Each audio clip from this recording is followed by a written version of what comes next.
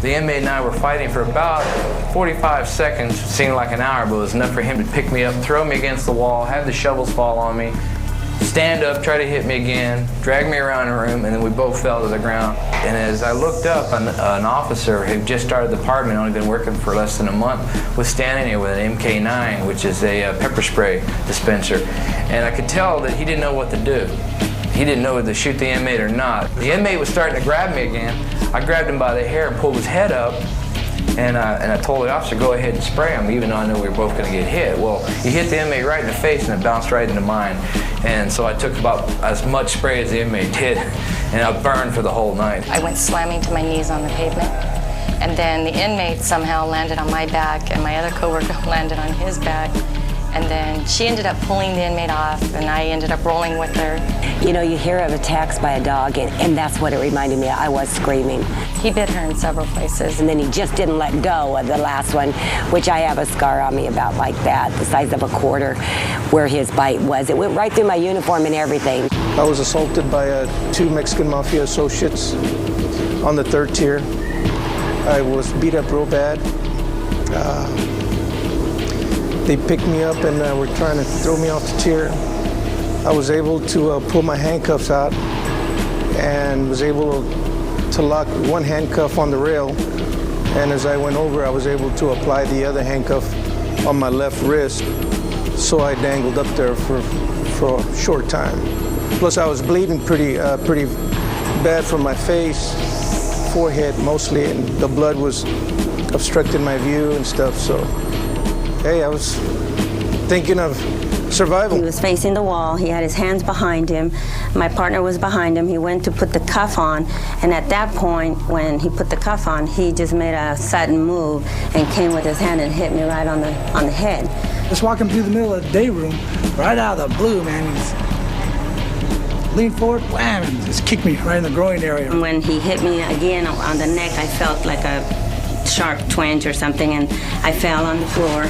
I ended up pretty much under the desk here.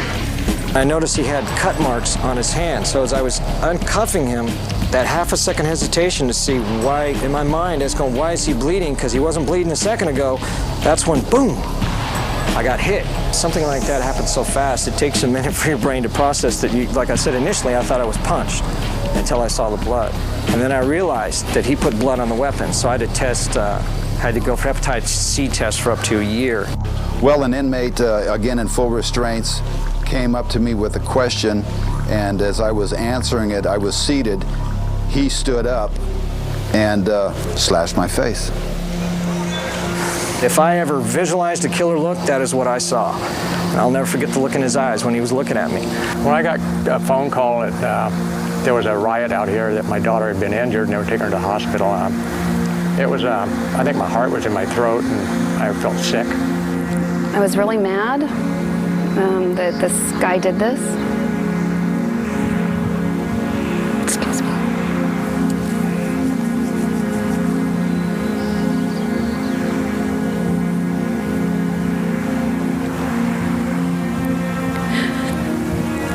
I have kids. I had to explain it to them. And they didn't understand. I have a daughter, and her initial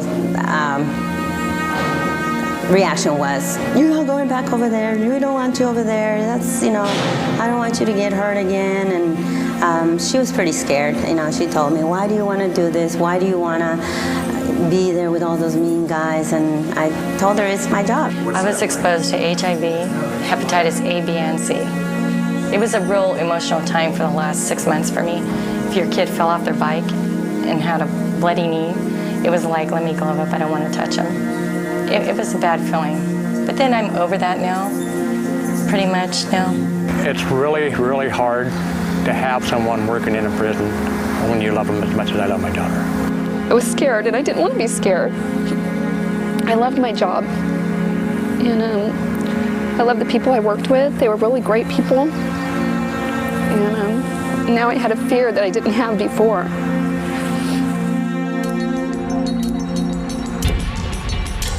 6 months after being injured, Tammy Hanlon was one of the officers who responded when rival gangs went to war on Pelican Bay's B Yard. It would be one of California's bloodiest prison riots.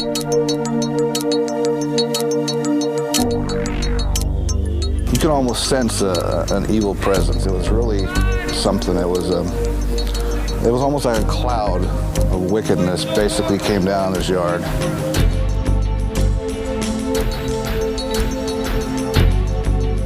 On that particular day, numerous weapons were used. Over 100 weapons were discovered afterwards. 12 minutes from start to finish. And I don't know if any of you guys have ever been in a fight, but 10 seconds is long. This was 12 minutes of gunfire and tear gas and baton swinging. And I mean, I went over to the gate here, and when I used to work at the clinic, that's when it happened. And I pulled the dead body off the yard, and it just, all that violence, I guess, just kind of, after that day, just kind of permeates your being, you know, and it affects you. And it required the response of all the staff at this prison. There was a group of approximately 30 officers out there just for their training. They came on to the yard without any equipment, but they were at least here to assist us in restraining the inmates once they got down.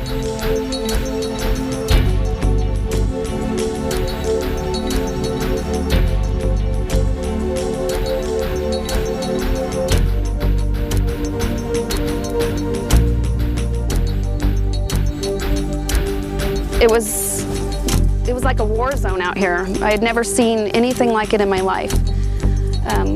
There were so many inmates fighting and they wouldn't stop. And I had a big canister of OC, like a fire extinguisher, and I hosed down many inmates. And they would just get down for a second and jump right back up and begin fighting again.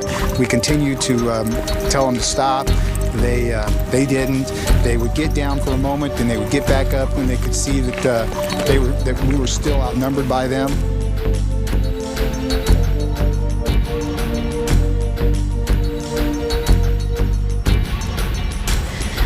Nothing fazed them. The shots fired didn't faze them.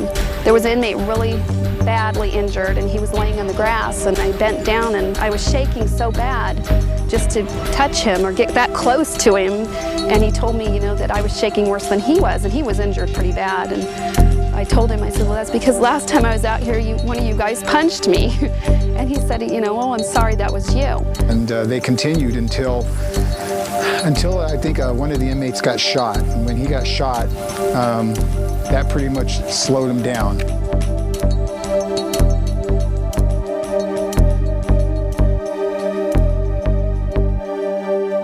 "35 inmates were stabbed or injured in the fighting, requiring over 1,000 stitches.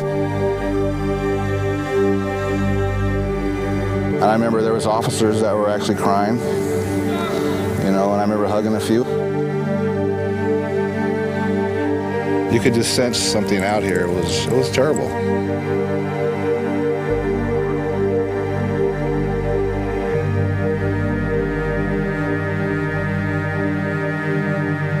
Every one of those officers is subject to it out there. And that's what these officers need to know. The new ones coming in especially need to know that you could be subject to being assaulted, and it could, you know, change your whole life. There's nothing like going to your own fellow officer's funeral. It's like the worst thing that could happen, and it happened. I want to go home tonight. I want to be safe, I want to do the right thing, and I want to make sure that whoever I work with, along with myself, walk out that gate. Then it'll be a good shift, regardless what happens in between. If it's your day, it's going to be your day. I tell everybody I didn't come to prison to die.